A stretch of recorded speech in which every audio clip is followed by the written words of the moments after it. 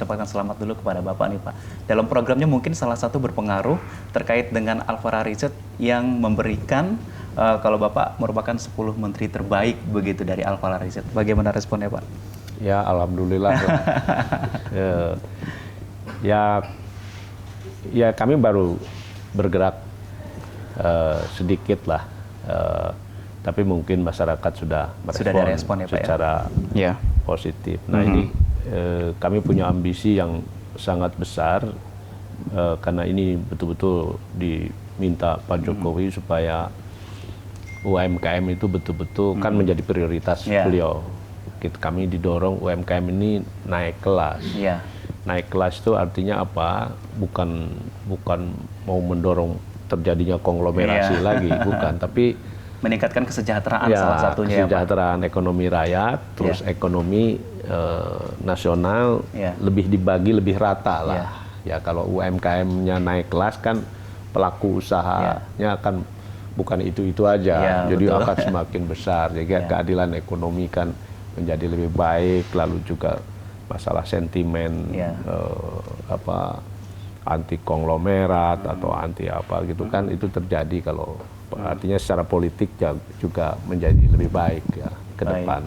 Pak Teten, dalam kehidupan ini pasti adanya sebuah problematika ya Pak ya, termasuk juga mungkin di Kementerian UMKM. Menurut Pak Teten saat ini, apa yang sedang dihadapi ataupun kendala UMKM kita ini saat ini Pak? Ya masalah sih selalu ada, kita hidup sehari-hari juga selalu ada masalah dan pasti kita bisa selesaikan. Kalau nggak selesai kita juga udah berhenti hidup. Nah, saya kira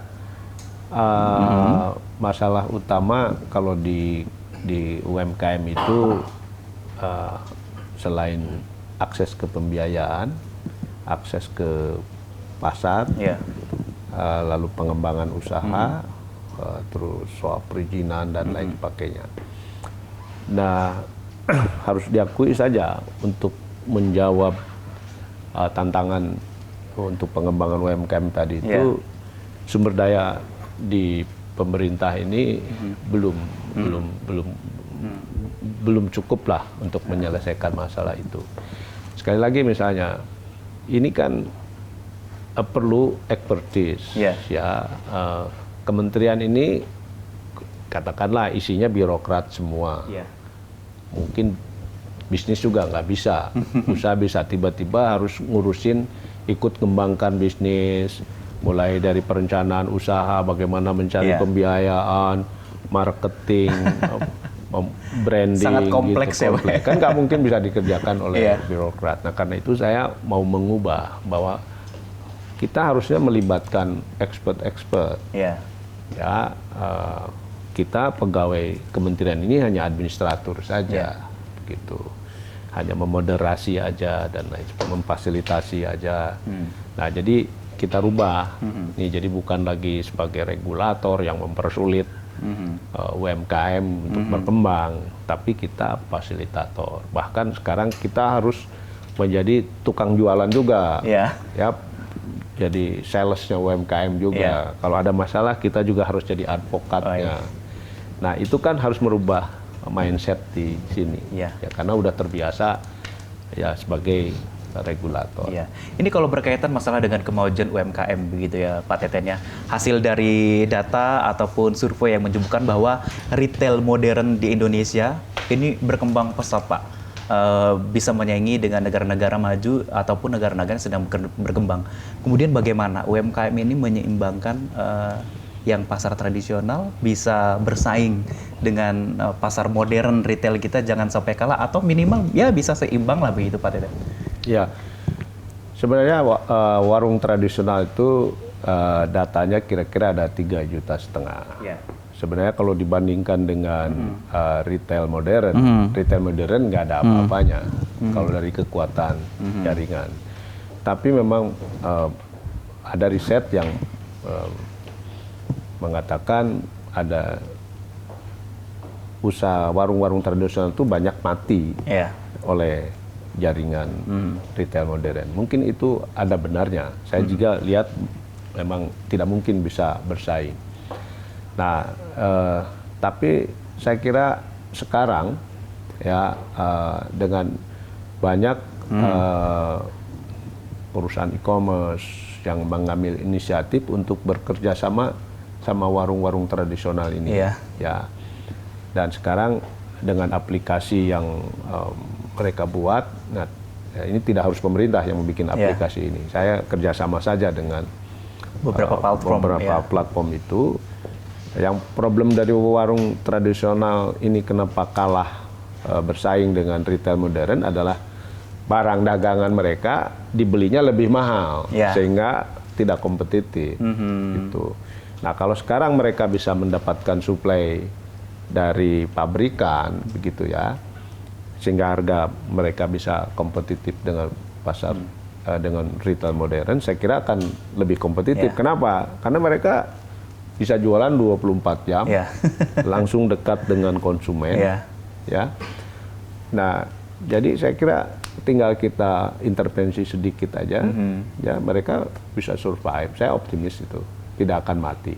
Ada satu tantangan lagi Pak Teten, dengan masuknya produk-produk impor ke Indonesia, apa yang akan dilakukan oleh Kementerian UMKM untuk meningkatkan kualitas daripada produk-produk UMKM kita agar tidak kalah nih dengan produk-produk impor yang masuk, Pak? Ya, memang kemarin itu kan market dalam negeri, terutama barang-barang konsumsi itu kan diserbu oleh produk dari luar, dan itu dimungkinkan karena ada e-commerce ya. Dan juga ada kebijakan pajak ya, yang masuk ya, jasa titip itu sekarang sudah kita address. Ya, sekarang hanya $3 ke bawah itu harus dikenakan tarif itu ya. Nah, sehingga kemarin itu 40-60% produk asing bisa lebih murah daripada produk lokal.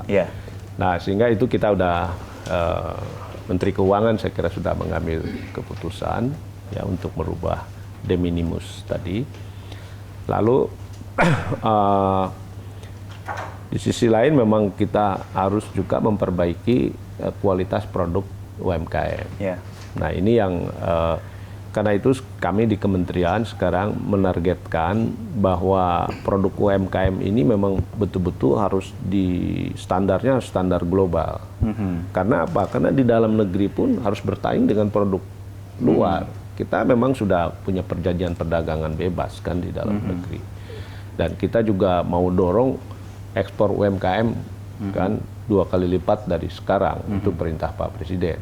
Sekarang itu kan baru 14,5%. Ya, jadi negara-negara lain justru mayoritas ekspornya justru dari UMKM. Cina itu 70% impor ekspornya UMKM.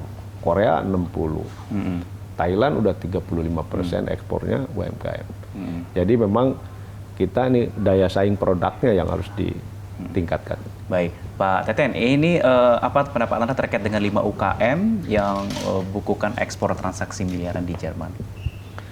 Ya, kemarin kita memfasilitasi 5 UKM kita yang memang memproduksi organik food gitu, untuk ikut pamer organik ya di Biofak di Jerman. Ya. Dan ternyata banyak peminatnya. Saya kira itu diberitakan mungkin separohnya, seperempatnya. Boleh dijelaskan secara komplitnya sekarang, Pak? Setahu kami, tim kami itu 4 kali lipat daripada yang dibicarakan. Tapi saya kira belajar dari event Biofak di Jerman itu memang kan ini ke depan, kalau kita mau sustain, meningkatkan ekspor kita, memang harus pertanian kita harus masuk ke organik.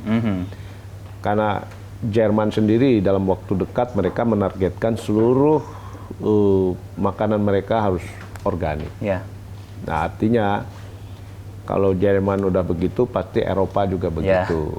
Pasti juga dunia akan begitu. Maka, jadi peluang kita untuk bersaing sudah terbuka nih ya, Pak? Nah, kita malah baru 1% kan organiknya. Justru ini tantangan bagi kita untuk merubah sistem pertanian kita, itu dari kimia ke organik. Ya, Kuba juga pernah melakukan dulu tutup tuh pabrik-pabrik kimianya masuk ke organik. Baik, kita akan lanjutkan perbincangan kita bersama dengan Pak Teten Mas Duki terkait dengan UMKM di Indonesia dan harapannya ini akan lebih maju lagi UMKM kita di Indonesia. Usai jeda pariwara berikut yang satu ini.